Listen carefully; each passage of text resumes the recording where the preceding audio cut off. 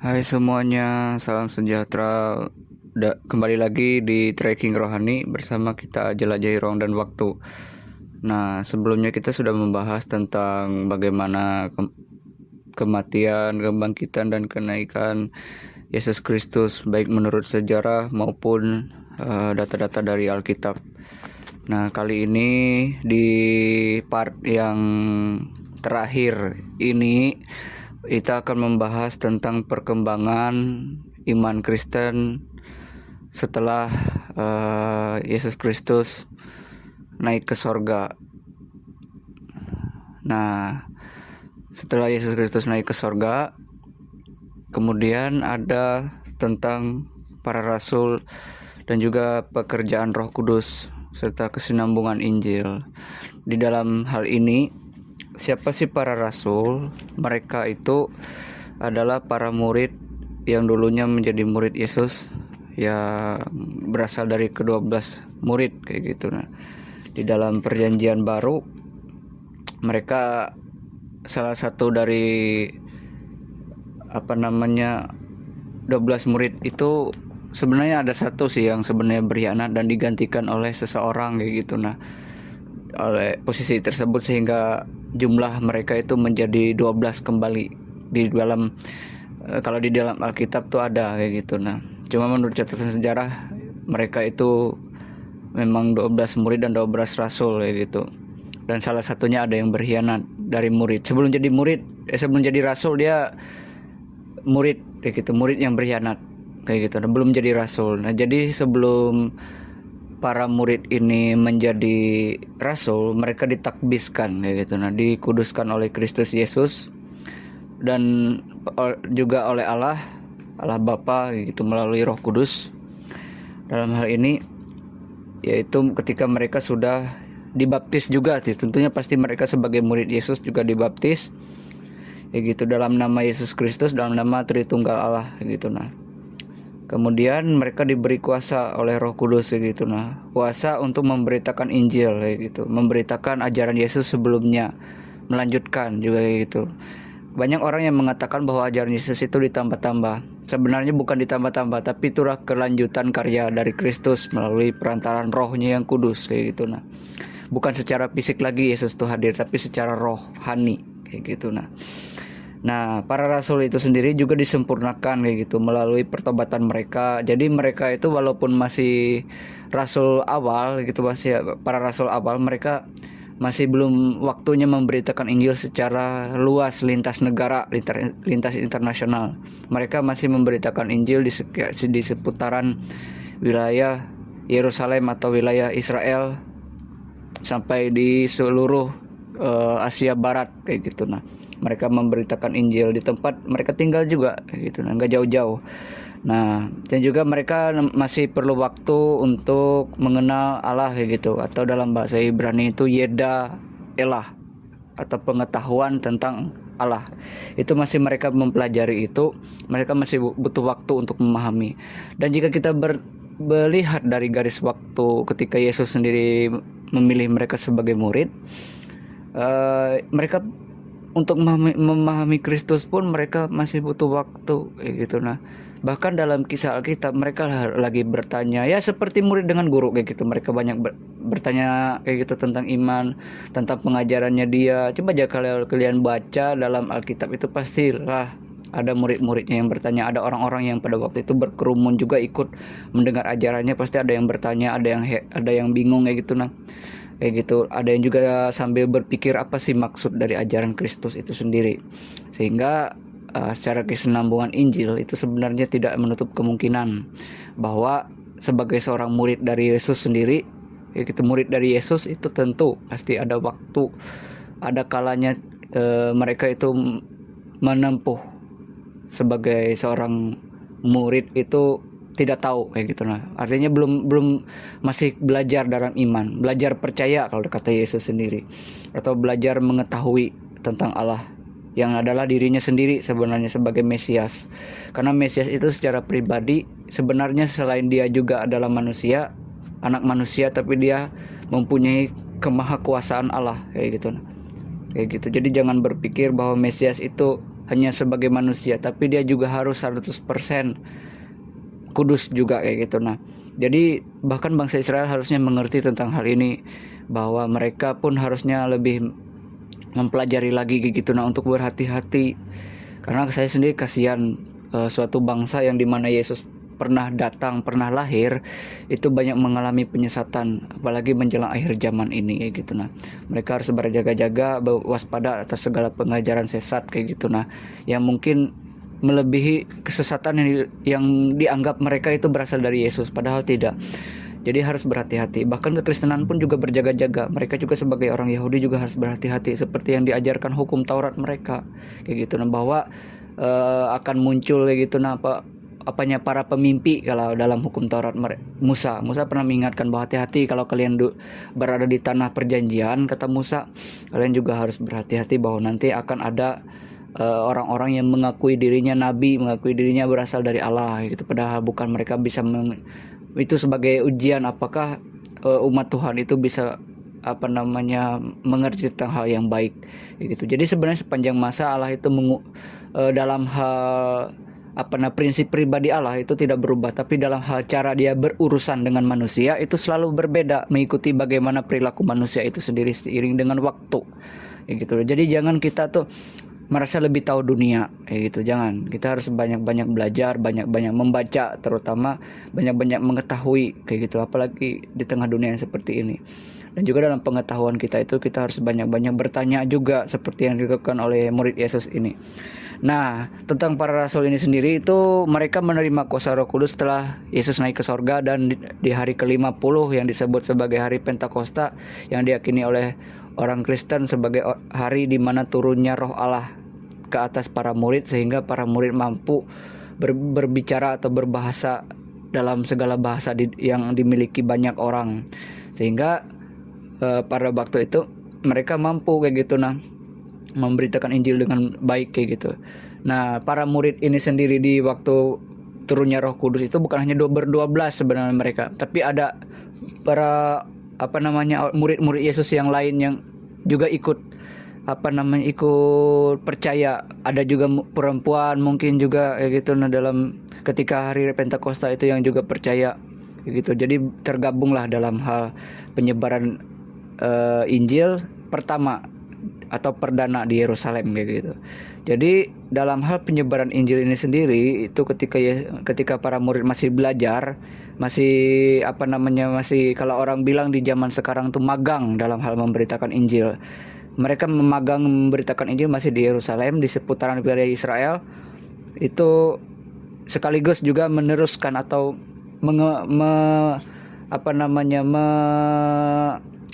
meneruskan pekerjaan Yesus Kristus, yang dalam hal ini dipakai melalui perantaraan Roh Kudus kayak gitu. Nah, jadi setelah pribadi kedua dari Allah itu naik ke sorga, maka pribadi ketigalah yang akan bekerja, yang di dalam pribadi ketiga ini baik itu Allah Bapa, Roh Kudus itu juga Allah Bapa, dan juga Yesus Kristus juga hadir dalam pribadi ketiga, yaitu Roh Kudus.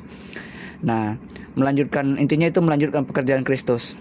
Dan juga mereka sebagai para murid Yesus atau para rasul ini sendiri, mereka juga tidak sembarang orang bisa jadi rasul gitu. Mereka harus siap menerima konsekuensi gitu, karena mereka sebagai rasul tuh pemimpin tinggi, menjadi pemimpin tinggi dalam hal kekristenan. Walaupun kepemimpinan yang tinggi dalam gereja dan kekristenan itu ada di dalam Kristus, tapi sebagai seorang pembimbing, mentor dalam kekristenan, mereka itu lebih tinggi posisinya dan juga mendapat kehormatan yang sepadan dengan pekerjaan mereka sebagai seorang para rasul kayak gitu. Maka mereka harus bersedia dan siap kayak gitu. Nah, dalam proses bersedia dan siap itu mereka menerima risiko. Nah, risiko yang mereka terima kan kalau dalam kisah-kisah atau menurut catatan sejarah, mereka banyak mengalami persekusi kalau dalam orang tuh, atau penganiayaan. Dan itu masih awal-awal penganiayaan tersebut, karena Yesus sendiri pernah mengatakan bahwa jika aku dianiaya katanya, atau jika aku menderita, kalian juga akan mengalami hal yang sama karena aku, kata Yesus. Gitu. Jadi jangan kita berharap bahwa sebagai orang percaya atau orang Kristen ataupun hamba-hamba Tuhan tuh bebas dari hal-hal yang mungkin membuat kita nyaman di dunia ini. Harusnya kita sebagai orang percaya itu harus waspada akan segala kenyamanan di dunia ini. Kita pernah banyak uang kah atau punya banyak harta, kita harus tetap berjaga-jaga. Karena harta bisa hilang, uang bisa habis, rumah bisa dimakan ngengat, apapun itu semuanya adalah rapuh di dunia ini. Kenapa bisa rapuh? Karena adanya dosa, adanya pelanggaran, adanya kesalahan dalam kehidupan manusia. Maka jadi itu dalam pemberitaan Injil ini resikonya adalah ketika mereka mengalami begitu banyak hal gitu. Nah, seperti penolakan, mereka harus berpindah-pindah dari satu kampung ke kampung yang lain, satu wilayah ke wilayah yang lain. Nah, dari situlah barulah mereka bisa memberitakan Injil ke tempat yang lebih jauh, misalnya ke Ethiopia, ke Syria, yang pada akhirnya disitulah orang-orang yang percaya atau orang-orang yang meyakini Kristus adalah Allah atau Kristus adalah Mesias itu di Syria kalau tidak salah menurut catatan sejarah awal mulanya. Dan juga ketika para rasul ini hadir atau ditakbiskan sebagai rasul, mereka hadir dan ditakbiskan sebagai rasul atau memulai pekerjaan yang juga melanjutkan pekerjaan yang dilakukan oleh Kristus. Mereka juga untuk pertama kali di hari turunnya Roh Kudus itu juga ada orang-orang yang percaya lagi. Jumlah mereka bertambah gitu pada waktu itu. Banyak orang yang mau dibaptis gitu. Jadi pada intinya dalam hal kekristenan mula-mula atau kekristenan awal itu percaya atau tidak, itu awal mulanya pasti dari orang Yahudi. Orang Yahudi sendiri yang awal mulanya percaya, tapi justru Allah melihat ini dari kalangan yang lebih kalangan bawah yang banyak yang percaya pada waktu itu pada ajaran Yesus, sehingga untuk pertama kali jemaat itu terbentuk di kisah para rasul ini, di awal mula gitu. Nah, terbentuknya pekerjaan Roh Kudus di awal mula kesinambungan Injil atau berlanjutan Injil setelah Yesus naik, sehingga banyak bertambah juga jumlah murid Yesus, murid dari para rasul. Jadi gini, para rasul ini muridnya Yesus. Nah, setelah mereka menjadi rasul, mereka memiliki murid lagi di bawah mereka yang masih baru-baru kayak gitu. Nah, baru bertobat, baru dibaptis. Mereka diajar sebelum mereka bisa memberitakan Injil ke seluruh dunia, mereka harus belajar kayak gitu. Begitupun bekerja. Jadi para rasul pun di wilayah Israel itu mereka itu masih magang. Nah, setelah mereka sudah siap mereka maksudnya secara fisik sebagai sebagai rasul sudah siap, mereka baru bisa dipimpin Roh Kudus lebih jauh lagi, misalnya ke wilayah Asia bagian timur, Asia bagian tengah, sampai Asia bagian tenggara untuk memberitakan Injil kayak gitu. Jadi para rasul, di bawahnya para rasul lagi ada murid. Misalnya murid-murid ini sudah cakap, mereka dipilih untuk membimbing gereja dan jemaat yang kita sebut sebagai, kalau dalam kekristenan itu misalnya uskup, misalnya itu ada saya lupa, pokoknya seperti uskup kayak gitu. Nah, sebagai seorang pemimpin gereja kalau dalam itu. Nah, jadi setelah berkembang kerasulan tadi, kemudian muncullah murid-murid Yesus. Setelah murid-murid Yesus ini bertambah, muncullah namanya jemaat Kristen dan juga gereja seperti itu. Nah, nanti kita bahas, teman-teman silakan memahami dulu apa sih maksud dari semua pemaparan ini dulu. Oke, kita lanjut. Nah, setelah kekristenan berkembang, yang dari para rasul tadi, mereka kan muridnya Yesus. Nah, berkembanglah kayak gitu. Nah, yang tadinya menjadi murid, di atas rasul ada muridnya rasul, murid para rasul atau murid dari 12 murid Yesus tadi. Jadi ini seperti ada tangkai pohon, ada cabang-cabangnya kayak gitu. Jadi bercabang, semakin dari akarnya yaitu Yesus, mereka para rasul ini batang-batangnya, dan cabang-cabangnya itu kita sebagai orang percaya kayak gitu. Kita orang percaya atau orang Kristen kayak gitu. Nah, orang Kristen ini sendiri kemudian membentuk suatu perkumpulan yang tidak asing dari simbol ini, mungkin tidak asing bagi orang-orang Kristen, pasti tidak asing dengan simbol ini. Nah, ini simbol di mana pada waktu itu kekristenan itu sangat rawan sekali di era kekuasaan Romawi atau kekaisaran Romawi, atau kehidupan di tengah-tengah bangsa yang banyak menyembah, bukan menyembah tapi dalam hal ini memiliki aliran-aliran seperti Helenisme, kemudian paganisme kayak gitu. Jadi kekristenan itu berdiri diapit oleh beberapa lempeng, kayak ibarat kita ini seperti belajar geografi kita nih. Jadi tapi intinya kekristenan itu seperti dihimpit antara dua lempeng. Lempeng yang satu itu Helenisme, lempeng yang satunya lagi itu adalah paganisme. Jadi bisa tabrakan, bahkan bisa menyebabkan terjadinya penganiayaan kayak gitu. Nah, makanya simbol ini tidak asing dalam era kekristenan awal, yaitu lambang ikan kayak gitu. Nah, jadi lambang kekristenan awal itu bukan salib, justru seperti bentuk ikan, karena mereka pada waktu itu sangat takut ketika ingin mengadakan ibadah, ingin berkumpul semacam membentuk kayak gitu. Nah, jadi kekristenan itu awalnya sangat kecil kayak gitu. Nah, tapi mereka pada waktu itu sebagai setelah para rasul ini semakin cakap dalam hal memberitakan Injil, semakin bagus kayak gitu, maka mereka dipimpin oleh Roh Kudus untuk membentuk suatu perkumpulan orang-orang kudus atau yang disebut sebagai kekristenan, yang dimulai dari Antioquia kalau tidak salah, itu di Antioquia atau Syria gitu. Barulah di situ disebut sebagai orang Kristen. Cuma sebenarnya kalau saya jelaskan sekarang, karena sudah melewati waktu yang begitu lewat gitu, karena ini sesudah.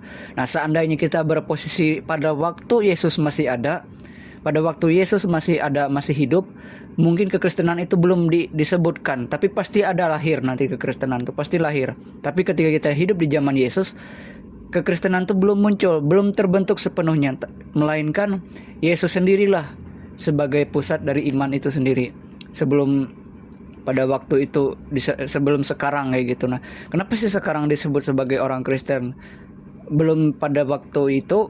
Sebenarnya orang Kristen itu sudah ada ketika Yesus masih hidup, tapi penyebutan Kristen itu baru di Antioquia gitu. Kenapa saya katakan orang Kristen itu sudah ada di zaman Yesus? Karena pada waktu itu, di zaman Yesus sendiri hidup, memang benar banyak orang Yahudi yang percaya. Selain 12 rasul yang jadi murid tadi, ada yang percaya. Makanya ketika hari ke-50 yang kita bahas tadi itu, Yesus banyak yang sudah percaya gitu. Termasuk di era penganiayaan ini yang disimbolkan seperti lambang ikan ini, itu pokoknya sudah berkembang. Dan para rasul tadi yang sudah diajar, dididik, magang, kalau bilang orang, sudah dimagangkan sebagai seorang Kristen yang diberi mandat nanti misalnya jadi majelis kayak gitu, atau jadi rasul juga, atau uskup dalam gereja, memimpin suatu gereja, memimpin jemaat Kristen kayak gitu, atau perkumpulan orang Kristen. Jadi gereja itu sebenarnya punya maknanya. Gereja itu berasal dari bahasa Yunani dan Portugis atau Portugal, itu merujuk kepada perkumpulan orang-orang yang dipanggil keluar dari kegelapan dunia. Artinya orang yang masuk ke dalam perkumpulan orang percaya atau yang disebut jemaat Kristen itu. Jadi gereja dan jemaat itu sebenarnya satu payung istilahnya kayak gitu. Jangan kita memang benar gereja itu bangunan kayak gitu, memang bangunan gitu, tapi inti dari sebuah gereja itu adalah orang-orang di dalamnya kayak gitu. Nah, karena begini, kekristenan itu bisa beribadah dimanapun saja, seperti simbol ikan ini tadi. Jadi bukan awal gereja itu bukan tempat yang pada mulanya itu ada lambang salibnya di atas sebuah bangunan, bukan, tapi pada intinya semacam tubuh kita sendirilah yang adalah gereja.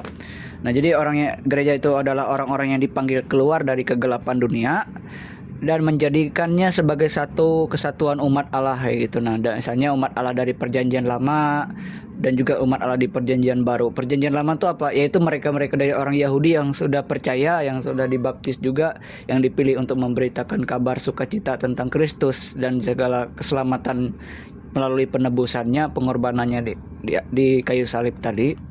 Itulah kunci dari kekristenan. Jadi pusat kekristenan itu adalah penebusan dan karya dari Yesus Kristus sebagai Allah yang menjadi manusia dalam teologi Kristen kayak gitu.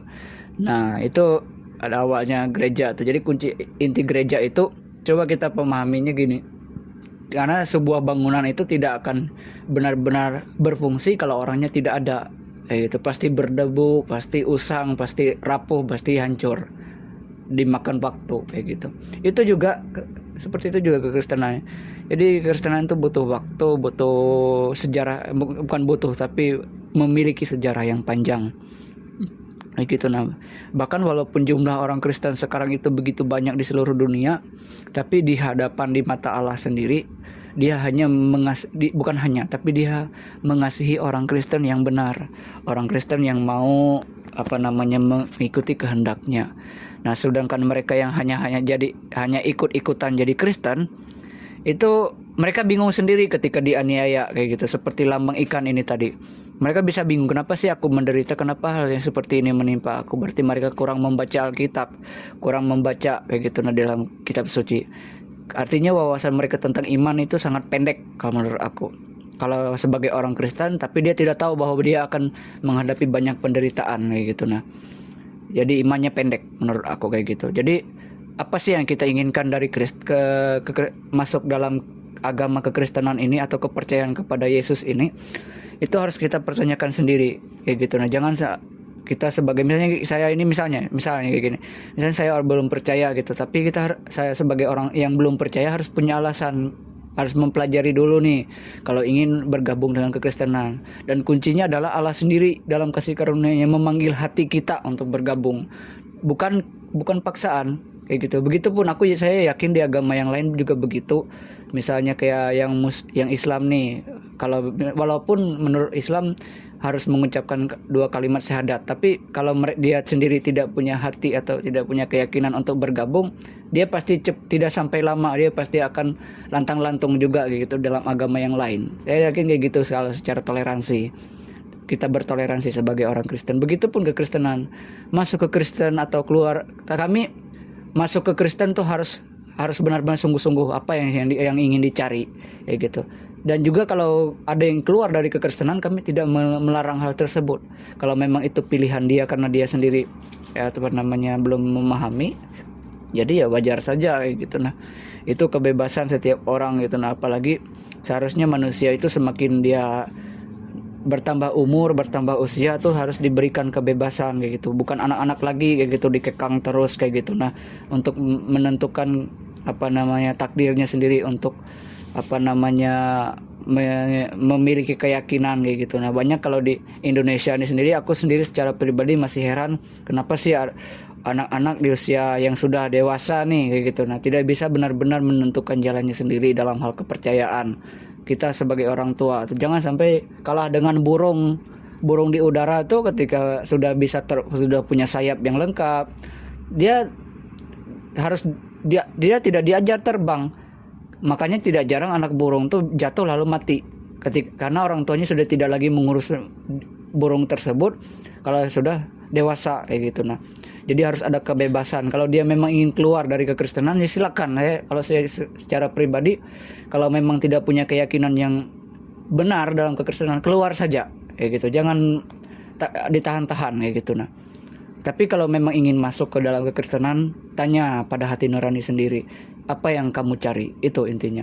Begitupun dalam sepanjang sejarah kekristenan ini sendiri atau iman Kristen, itu banyak sekali penindasan dan penderitaan. Bahkan kekristenan ini banyak dituduh menyebarkan ujaran kebencian. Padahal kami sebagai orang Kristen itu tidak membuat kejahatan, tidak membuat keonaran. Mungkin ada orang Kristen yang melakukan hal tersebut, tapi itu orang Kristen yang memang bukan orang Kristen yang baik kayak gitu, orang Kristen yang jahat, bukan orang Kristen yang benar di mata Allah kayak gitu. Nah, begitupun dalam perjanjian lama pun bukan berarti semua orang Israel itu baik-baik semua. Makanya Alkitab di perjanjian lama itu menceritakan para nabi itu menegur Israel, karena di komunitas Israel itu sendiri pasti ada orang jahat, orang-orang yang disebut sebagai orang fasik atau orang-orang yang tidak mau mentaati Taurat kayak gitu. Nah, jadi jangan berpikir bahwa semacam kayak kita tuh membela keyakinan bahwa seolah-olah kita benar dalam komunitas. Kamu apa gini misalnya. Itu kan kita menghakimi orang. Siapa tahu kalau misalnya dalam waktu-waktu tertentu di suatu ketika gitu dia bertobat, kita nggak tahu kapan dia bertobat, kapan dia dibenarkan oleh Allah, timbul kita menuduh dia, ternyata Allah menyelamatkan dia. Yang dipertanyakan, kita sudah nggak memperhatikan diri kita sendiri dalam hal sebagai orang yang benar kayak gitu. Nah jadi kayak gitu, sehingga kekristenan di era ini seperti disimbolkan lambang ikan ini, itu banyak mengalami diskriminasi, kemudian diintimidasi, dan juga sampai mengalami persekusi. Bahkan tidak sedikit di era penjajahan Romawi, awal-awal kekristenan berkembang di era kekaisaran Romawi kayak gitu, banyak yang disiksa sampai martir dalam artiannya itu dibunuh karena iman kayak gitu, karena kebenaran kepada Kristus. Jadi sekarang tuh sebagai orang yang beragama, aku berharap sekarang tuh untuk seluruh, terkhusus Indonesia yang dengan ideologinya Pancasila, itu harusnya kita memasang badan kita, berfokus untuk jadi orang yang benar. Jangan sampai kita menuduh agama lain dan menyerang agama sendiri atau bagaimana lah, pokoknya saling menghakimi kayak gitu. Padahal Kristus sendiri mengajarkan jangan menghakimi, jangan menghukum, karena kalau kamu menghukum atau menghakimi orang, ya kamu juga sendiri menghakimi dirimu sendiri kayak gitu. Jadi kamu menghukum dirimu sendiri juga kayak gitu. Walaupun dalam kekristenan mereka yang percaya kepada Kristus atau mereka yang sudah diselamatkan, penghukuman itu tidak ada lagi, sudah dihapus oleh Allah. Bagi mereka yang ada dalam kekristenan itu menurut iman Kristen. Nah, hanya saja kita benar-benar jadi orang Kristen, benar-benar jadi orang yang Kristen yang benar, orang-orang yang percaya sungguh-sungguh kayak gitu, totalitas kayak gitu. Mungkin tidak, dalam kepercayaan kita tidak sempurna, tapi itulah pemahaman dalam kekristenan ini. Nah, setelah kekristenan ini berkembang, kemudian kita harus merenungkan kembali gitu, apa yang sebenarnya dicari dalam kekristenan ini. Nah, menyambung dari pembahasan kita yang tadi, apa yang sebenarnya kita cari dari kekristenan itu sendiri. Nah, ya, jadi begini. Misalnya gini, ini kan ada gambar. Nah, bisa teman-teman renungkan begini, bahwa apa sih yang kita cari kayak gitu. Nah, ini dari semua hal yang kita bahas kayak gitu, dari semua hal yang telah kita pahami tadi. Jadi pada intinya iman Kristen atau gereja sebagai tubuh Kristus itu, sebenarnya gereja itu bermakna seperti di perjanjian lama itu, seperti tabernakel atau kemah suci, tabernakel, dan juga tabut perjanjian. Artinya ibadah orang Kristen itu bisa berpergian kemana-mana. Maksudnya gini, di mana ada tempat untuk beribadah, disitulah penyembahan terhadap Tuhan. Karena Allah itu di mana-mana juga, kehadiran Allah itu di mana-mana. Makanya secara rohani gereja itu juga gereja dan juga iman kepada Tuhan Yesus Kristus, dalam hal ini kekristenan percaya, itu imannya itu selalu dibawa kemana-mana atau selalu ada di mana-mana. Itu iman yang hidup kayak gitu. Karena sama seperti Allah yang juga tidak terbatas. Kenapa Allah itu tidak terbatas? Dalam perjanjian lama orang Yahudi pasti memahami ini kayak gitu, bahwa Allah itu duduk di atas kerubim, duduk di atas serapim, atau semacam kereta perang yang bisa berjalan kemana-mana tuh. Yang dalam bahasa Ibrani disebut kafot atau merkafah itu, atau Allah yang duduk di atas kerubim dan serapim kayak gitu. Jadi pada zaman perjanjian lama, bukan gereja tapi tempat beribadah itu berkiblat ke arah Yerusalem. Jadi para nabi pada waktu itu berdoa menuju di mana arah Yerusalem berada, mereka berdoa menghadap ke sana, ke hadapan bait suci yang masih ada. Nah, sekarang ketika bait suci itu tidak ada, maka orang Yahudi itu beribadah di sinagoga gitu, karena peribadatan mereka sudah tidak bisa lagi digunakan, karena mereka juga percaya bahwa Allah itu di mana-mana, atau Allah itu maha hadir, maha tahu kayak gitu. Nah, begitupun kekristenan, karena kekristenan sendiri bersandar kepada kepercayaan kepada Yesus, sehingga iman Kristen itu juga tumbuh seiring dengan waktu, mengikuti garis waktu gitu. Mengikuti bagaimana Allah sendiri mengajarkan itu. Karena kita sebagai orang Kristen pun jangan hanya sibuk belajar tentang iman saja, kita juga bekerja kayak gitu. Itu pun yang supaya orang lain dapat melihat buah-buah dari kekristenan, dari pengajaran Kristus itu sendiri. Nah, kita sampai pada kesimpulan apa sih yang kita cari gitu, seperti yang dikatakan Yesus ini, apa sih yang kamu cari katanya dalam Injil kitab Yohanes pasal 1 ayat 38, dan juga dalam kekristenan siapa yang kamu cari. Nah, ini kita harus pahami maknanya. Ini sebenarnya dalam ayat ini itu Yesus tuh sedang berbicara kepada murid-muridnya yang pertama, dan juga para muridnya ketika dia waktu mau ditangkap kalau tidak salah dalam cerita tersebut. Jadi apa yang kamu cari? Kayak gitu. Nah, kayak gitu. Sehingga pilihannya sebenarnya ada dua, ya dan tidak, kayak gitu. Nah, cuma di sini ada pilihan kayak gitu, ada pilihan apakah kita percaya atau menuruti kayak gitu. Nah, karena walaupun Kristen ada yang tidak percaya walaupun Kristen. Kenapa saya katakan seperti itu? Ya contoh Yudas Iskariot, dia salah satu dari 12 rasul, 12 murid sebenarnya, masih belum rasul, tapi 12 murid paling dekat dengan Yesus. Tapi dia berkhianat, yaitu. Jadi jangan berpikir bahwa walaupun kamu disebut Kristen, tapi kalau kamu Kristennya Kristen yang tidak benar, ya Yudas pun begitu gitu. Yudas akan seperti Yudas gitu. Nah, tapi saya ingin dan juga berdoa supaya harapannya orang Kristen yang sekarang itu mau tetap percaya gitu, jangan meninggalkan sesuatu hal yang dia yakini. Kemudian ada juga sebenarnya atau ini pilihannya itu yang kedua itu adalah belum percaya. Nah, jadi Allah itu kenapa sih sekarang itu banyak agama, banyak keyakinan, bahkan Yahudi pun masih belum percaya?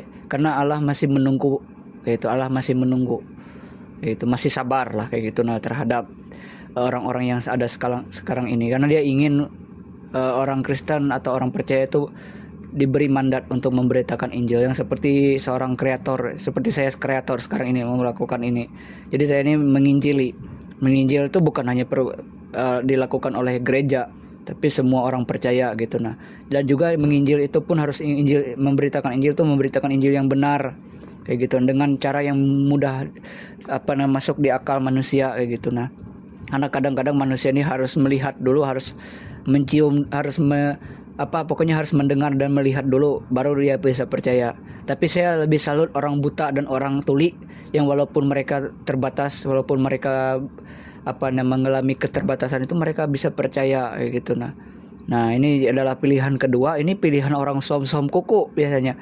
Orang-orang yang orang abu-abu, kalau bilang bahasa sekarang, orang abu-abu nih atau som-som kuku nih, dia belum percaya. Di dalam dirinya masih ada kebingungan lah, keraguan lah, heran lah, bertanya-tanya. Tapi tidak apa-apa, karena para murid pun pernah mengalami itu. Mereka bertanya dan bingung kayak gitu. Nah, tapi mereka dalam kebingungan mereka mencari tahu, bukan seperti orang yang ketika bingung ya sudahlah ya gitu. Itu yang lebih itulah. Kenapa? Itu seperti orang sekolah, anak-anak sekolah tuh. Ada anak-anak yang ketika bingung, ketika tidak tahu, dia mau bertanya, dia mau mencari tahu kebenaran, mau mencari tahu walaupun itu bukan kebenaran, tapi dia mau mencari jawaban kayak gitu, mau mencari jawaban dari soal atau permasalahan kayak gitu. Itu sebagai anak itu cerdas kayak gitu. Dia masih ada kemampuan kognitif kalau dalam bahasa pedagogi itu. Nah, jadi itu kayak gitu, itu bagus kayak gitu. Makanya tidak jarang orang yang seperti itu banyak dipilih Allah, dipilih Tuhan untuk melakukan pekerjaan-pekerjaan yang besar, karena dia dalam proses dia yang belum percaya tadi itu bisa kayak gitu, mau diajar oleh Tuhan. Walaupun pada waktu itu sama seperti saya kreator nih, saya sebenarnya waktu kecil itu sebenarnya Allah tuh sudah hadir dalam hidup saya kayak gitu. Tapi proses bagaimana saya percaya itu butuh waktu kayak gitu. Jadi tidak seperti kebanyakan orang dengan segala kepercayaan yang ada sudah yakin lebih dulu, tapi ada proses kayak gitu. Begitupun ibarat benih itu, nah, dia perlu waktu untuk ditanam di tanah, kemudian menghasilkan tunas, baru dia bertumbuh menjadi pohon menghasilkan buah kayak gitu. Jadi perlu waktu. Kemudian ada yang tidak percaya kayak gitu. Nah, ini ada yang tidak percaya. Nah, yang tidak percaya ini atau yang menolak ini, ya kita tidak bisa memaksakan kayak gitu ya. Karena apa? Karena saya sebagai kreator juga, walaupun banyak sekali orang yang masih meragukan atau bingung, itu dalam iman Kristen lebih disarankan perbanyaklah belajar kayak gitu. Nah, perbanyak lagi literasi kayak gitu. Nah, ditambah lagi kayak gitu. Nah, sebelum misalnya mempelajari tentang kekristenan atau ingin bergabung dengan iman yang Kristen kayak gitu. Bergabung dengan iman Kristen ini tidak boleh sembarangan. Harus memang murni dari keinginan dirinya sendiri. Karena saya yakin secara pribadi uskup atau pemimpin Kristen itu pasti mempertanyakan kenapa kamu mau bergabung dengan kekristenan. Apa yang kamu cari? Seperti pertanyaan saya yang saya ungkapkan di sini, apa yang kamu cari kayak gitu. Karena kalau misalnya kita bergabung dengan kekristenan, kita harus yakin bahwa ini nah konsekuensi yang akan kamu alami kayak gitu. Nah kayak gitu. Bagaimana yang kalau kamu tahu tentang Kristus dan kamu memang mau bergabung, ya itulah yang akan kamu dapat kayak gitu. Sehingga jangan kamu kecewa ketika mengikut Yesus bahwa banyak hal yang kamu hadapi, misalnya pekerjaan lambat kamu dapat, keuangan kamu mungkin naik turun kayak gitu. Nah, tapi yang paling penting dalam kekristenan itu pada intinya apa yang kamu maknai, apa yang kamu dapat kayak gitu. Nah, yang dalam hal ini kamu tetap memperoleh itu walaupun kamu merasa kehilangan kayak gitu. Nah, itu sih iman Kristen yang benar kayak gitu. Jadi sering-seringlah juga bertanya pada ahli kayak gitu. Nah, pada sumber-sumber yang jelas, data-data yang jelas kayak gitu. Nah, kayak gitu. Dan itu memang didukung oleh banyak orang Kristen kayak gitu. Nah, jadi seperti itu. Jadi bergabung dengan kekristenan yang memang jelas kayak gitu, yang benar kayak gitu. Orang Kristen itu sendiri sebenarnya sumbernya. Nah, jika sumber sejarah itu banyak didukung oleh kekristenan atau orang-orang percaya atau orang dari gereja, yaitu sumber sejarah yang benar. Kalau banyak didukung oleh para ahli kayak gitu. Nah, kalau dalam ibarat kita mengerjakan suatu penelitian atau sesuatu hal, ada uji klinis, ada uji laboratorium. Kalau dalam dalam hal medis harus ada uji lab gitu. Itu ibarat iman. Iman kita tuh harus ada pengujiannya juga, supaya kita benar-benar nih bisa dipercaya oleh Allah gitu. Nah, makanya kalau ingin mempelajari tentang iman Kristen, bertanyalah pada orang Kristen itu sendiri, yang memang orang Kristen yang benar-benar imannya memang jelas, imannya benar kayak gitu. Nah, tapi pada intinya Allah bisa menggunakan siapapun untuk menjelaskan tentang kekristenan itu dengan cara yang luar biasa kayak gitu. Nah, sehingga ketika bergabung dengan kekristenan kita siap dengan segala konsekuensi kayak gitu. Nah, kayak gitu. Jadi bertanyalah pada sumber yang jelas, data-data yang memiliki validasi yang luar biasa kayak gitu. Nah, misalnya sumber sejarah atau arkeologis, tapi pada intinya data-data dan sumber-sumber tersebut yang benar-benar ada secara laboratorium, secara klinis, secara uji lab, itu bisa dilihat di Yerusalem sana. Sumber sejarah, sumber arkeologinya, sumber geologisnya, bahkan bukan hanya di Yerusalem, tapi di semua tempat di mana kekristenan menyimpan perkamen atau literaturnya kayak gitu. Nah, kayak gitu. Jadi sangat disarankan lagi itu adalah lebih banyak bertanya kepada Allah kayak gitu. Nah, melewati doa kah atau membaca Alkitab boleh saja, karena kekristenan tidak melarang orang lain membaca Alkitab, tetapi kekristenan tidak memperbolehkan sebenarnya untuk menafsirkan isi Alkitab, atau kitab orang Kristen tidak boleh ditafsirkan oleh agama lain dengan berbagai tafsiran. Yang ditakutkannya adalah itu membuat tafsiran tersebut menjadi liar kayak gitu. Nah, menjadi sesuatu yang menyebabkan ujaran kebencian kayak gitu. Nah, karena iman kekristenan itu harus dimengerti dengan cara-cara yang bersifat rohani, yang hanya Allah sendiri yang bisa menyingkapkan itu kayak gitu. Nah, jadi itulah keterbatasan kami sebagai orang Kristen juga kayak gitu. Nah, jadi harus meminta pertolongan atau bertanya kepada Allah, sehingga Roh Allah atau Roh Kudus itu sendiri itu membantu memberikan penjelasan gitu secara sempurna. Nah, sedangkan kami orang Kristen ini dalam memberi penjelasan atau sumber sejarah itu kadang ada yang kekurangannya, juga ada kelemahannya gitu. Jadi tidak bisa memberikan jawaban yang lebih komprehensif kayak gitu. Nah, jangan terlalu memaksa orang-orang Kristen memberi jawaban yang lebih sempurna, sedangkan kami juga sama seperti yang lain, kita belajar bertoleransi kayak gitu. Nah, dan juga janganlah berdebat tentang iman Kristen nih, karena berdebat tuh saya yakin bukan menghasilkan suatu jawaban yang baik, tapi jawaban yang menghasilkan dan menyulut emosi kayak gitu. Nah, sehingga timbul pertengkaran. Kita tidak, jadi intinya gini, dalam penelitian orang medis, orang kesehatan atau psikologis, seseorang itu tidak bisa mengambil keputusan yang baik ketika ia dalam keadaan marah, keadaan sedih, dan juga dalam keadaan terlalu senang, terlalu bahagia. Dia bisa mengambil keputusan yang benar, yang paling baik itu ketika dalam keadaan yang fokus, keadaan yang berkonsentrasi, kayak gitu. Karena saya sering lihat orang tuh berdebat tentang iman Kristen itu dalam keadaan yaitu antara marah, antara dia pokoknya kalau nggak marah ada yang lain kayak gitu. Pokoknya ibarat masih menggunakan perasaan, bukan menggunakan konsentrasi kayak gitu. Nah, jadi seakan-akan nih data yang sudah diberikan orang Kristen jadi dipatahkan dengan hanya menggunakan data-data lain kayak gitu. Nah, padahal harusnya ini loh kayak gitu yang diperkenalkan kekristenan kayak gitu. Nah, bukan berarti iman Kristen itu tanpa logika, tanpa akal, tapi itulah batasan kayak gitu, batasan kami sebagai manusia kayak gitu. Nah, maka bertanyalah kepada Allah melalui Roh Kudus kayak gitu, supaya yang jawaban tersebut lebih sempurna kayak gitu. Jangan yang terlalu berpatokan kepada orang Kristen, karena banyak sih orang-orang yang di luar sana yang tanpa kami sebagai orang Kristen menginjil, dia datang sendiri bergabung kayak gitu. Nah, karena dia menemukan sesuatu hal yang tidak ditemukannya sendiri. Maksudnya begini, dia menemukan sesuatu hal dari kekristenan yang tidak ditemukan orang lain gitu. Nah, sehingga itu yang didapat.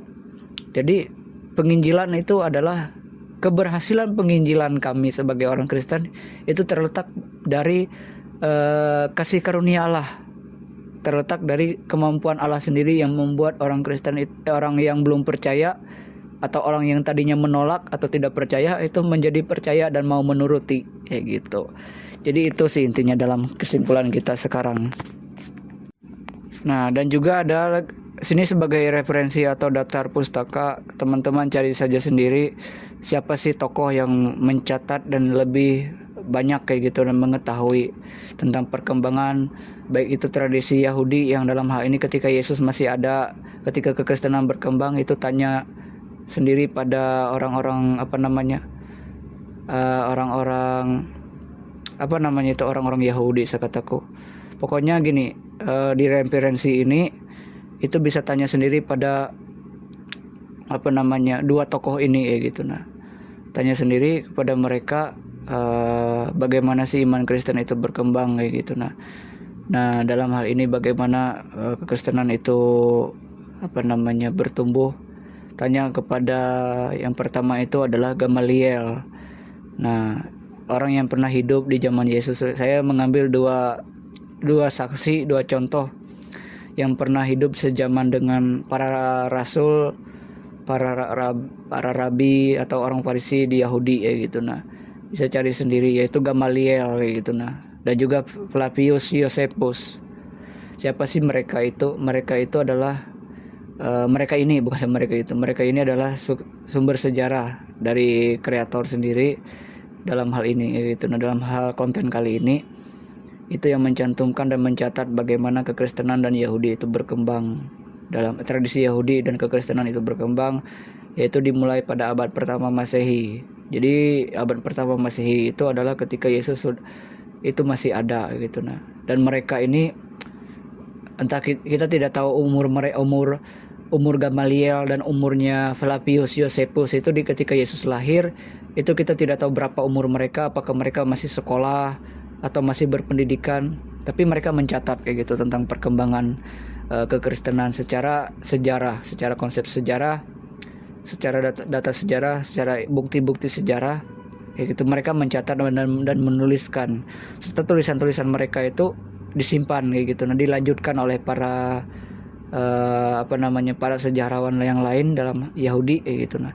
jadi Yahudi pun bisa bertoleransi dengan orang Kristen tanpa harus kayak gitu. Nah, tanpa harus saling menyalahkan kayak gitu. Nah, karena siapa tahu seperti yang diajarkan Gamaliel kepada ketika Rasul Paulus sendiri. Seperti yang kita tahu, Rasul Paulus kan pernah ditangkap dan diadili di hadapan majelis agama Yahudi. Pada waktu itu ada namanya Gamaliel di sini, yaitu orang Farisi terkenal.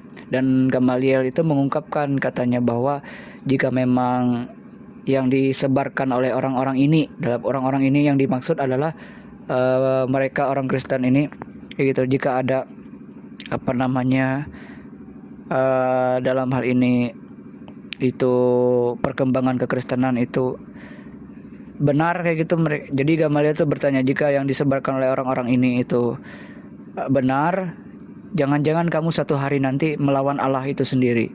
Tapi jika memang, kata Gamaliel, jika memang yang mereka sebarkan ini adalah salah, adalah tidak baik, itu mereka akan sama hilangnya kayak gitu, sama terlupakan oleh waktu, seperti kepercayaan-kepercayaan yang lain seperti yang diikuti kayak gitu. Itulah yang diungkapkan Gamaliel gitu. Nah, sehingga Gamaliel sendiri selain dia juga menjaga harga diri kehormatannya sebagai orang Farisi atau orang yang berpendidikan di majelis agama Yahudi pada waktu itu, ketika Rasul Paulus diseret ke pengadilan agama pada waktu itu, dia juga sekaligus juga memberi kesempatan kayak gitu. Nah, untuk Rasul Paulus sendiri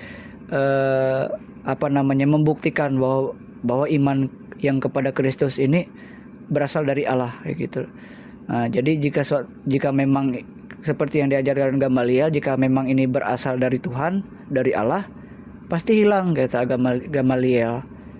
Kayak itu. Contoh sekarang ini, di era sekarang, seperti paganisme dan Helenisme tuh, kan tidak sepopuler yang sekarang, seperti agama-agama sekarang, sebegitu terorganisir kayak gitu, seperti agama-agama sekarang ini atau keyakinan-keyakinan sekarang ini. Jadi agama itu sebenarnya keyakinan, seperti yang pernah kita paparkan di video-video sebelumnya. Nah, hanya istilah agama itu yang baru muncul di era modern kayak gitu. Jadi jangan berpikir bahwa secara definisi, secara KBBI agama itu keyakinan kayak gitu.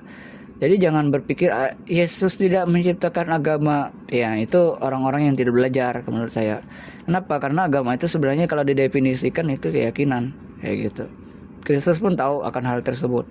Makanya dia dalam Injil itu menyebut, jika kehidupan keagamaan kamu tidak lebih baik dari orang-orang Farisi, kamu nggak akan mendapat tempat di sorga, kata Yesus. Nah, jadi sorga itu pun nggak mutlak harus kayak bangunan fisik, tapi sorga itu adalah mengenai hal yang bersifat rohani. Memang secara lahiriah sorga itu suatu saat akan muncul secara fisik, tapi munculnya sorga secara fisik, secara benda, secara materi, itu adalah kemampuan Allah nanti yang menciptakan itu. Kenapa? Karena bagi Allah menciptakan langit dan bumi dalam 6 hari saja bisa, apalagi menciptakan sorga yang hanya dalam beberapa waktu kayak gitu. Karena bagi Allah tuh satu hari sama seperti 1000 tahun kayak gitu. Jadi gitu. Jadi bertanyalah kepada situs-situs yang resmi di Israel tentang apa sih yang berhubungan dengan iman Kristen ini gitu, dan juga bertanya dengan orang Yahudi dan orang Kristen yang benar, yang saleh, seperti yang diungkapkan dalam kesimpulan tadi. Kalau kita bertanya kepada orang Yahudi atau orang Kristen yang tidak benar, ya kita akan menjadi orang yang tidak benar, sama seperti orang-orang itu kayak gitu. Nah, kenapa? Karena tidak semua orang Yahudi itu saleh kayak gitu. Nah, tidak semua orang Kristen itu juga benar kayak gitu. Nah, karena ada orang Kristen itu yang hanya sekedar ikut jadi anak bawang kayak gitu. Nah, tapi saya percaya bahwa setiap orang punya waktu untuk tumbuh dan memperoleh pencerahan dari Roh Kudus kayak gitu. Nah, begitu. Jadi milikilah catatan sejarah atau catatan tertentu tentang iman, tentang agama Kristen ini, yang berdasarkan catatan-catatan yang bersih, dari orang-orang yang memang hidupnya saleh. Jadi kalau ingin tahu tentang kebenaran, tanya dengan orang yang tepat kayak gitu. Kalau bertanya kepada orang yang kayak gitu yang berbeda, sama ibarat kata kita mau memperbaiki motor, tapi kita pergi ke rumah sakit, kan tidak masuk di akal. Tapi di dunia seperti itu. Jadi carilah cara berbeda untuk memperoleh jawaban. Jangan seperti dunia ini yang bukan mungkin, tapi yaitu kenyataannya bisa saja kayak gitu. Nah, orang yang membawa motor ke tempat medis kayak gitu, ke tempat rumah sakit, atau orang yang pergi berobat ke tempat bengkel kayak gitu. Semacam ada manipulasi dalam hidup tuh, tapi padahal dia nggak dimanipulasi, tapi dia sendiri yang mempersulit hidup kayak gitu. Jadi cari catatan sejarah dan buka literaturnya, dari mana buku-buku itu mengambil referensi. Siapa tahu itu tidak tidak baik kayak gitu isi bukunya, karena tidak semua bukti-bukti atau data-data itu yang memang didukung oleh orang-orang benar tadi, orang-orang yang saleh tadi. Kenapa? Karena Allah yang benar itu pasti berpihak kepada orang-orang yang benar.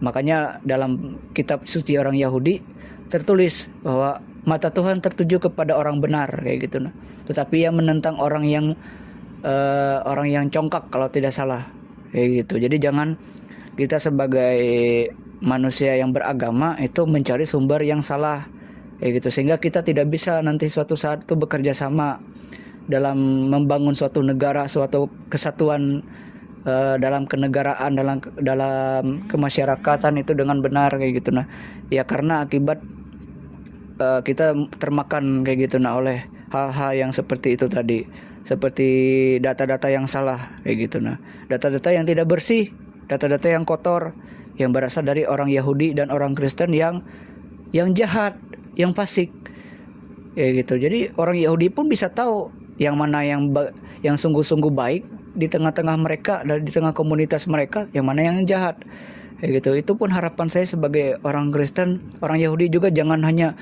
menghakimi orang lain saja, tapi lihat dulu ke dalam kayak gitu, ke komunitas masing-masing, ke dalam diri sendiri kayak gitu. Nah, jangan-jangan kita yang salah, bukan orang kayak gitu. Nah, kalau siapa tahu seperti yang dikatakan Gamaliel nih, bahwa orang itu yang suatu hari nanti dipilih Allah, diselamatkan. Kita yang tinggal dalam neraka, ayo bagaimana kayak gitu.